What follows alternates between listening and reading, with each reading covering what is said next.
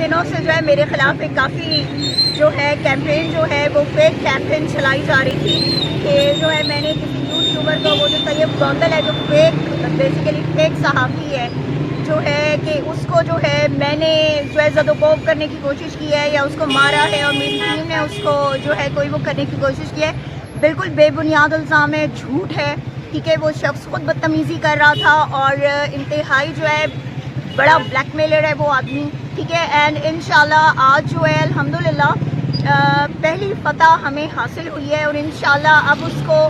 آخر تک اس کے انجام تک پہنچا کے میں دم لوں گی. بیکاز اس سے پہلے وہ جس طرح لوگوں کو بلیک میل کرتا رہا ہے اور جس طرح سے اس نے خواتین کو ہراساں کیا اور خواتین کو بلیک میل کیا ہے, تو وہ یہ سوچتا تھا کہ شاید وہ جس طرح کی ایلیگیشنز ہم پہ لگا رہے تو ہم بھی خاموشی سے اس کو ساتھ صلح کر لیں گے. جس طرح سے اس نے باقی لوگوں کو اس میں انوالو کیا,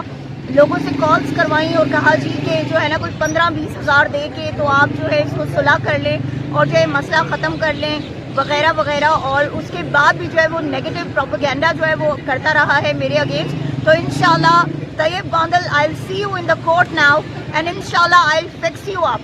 یہ تم یاد رکھو گے کہ دوبارہ تم کسی بھی پاکستانی شہری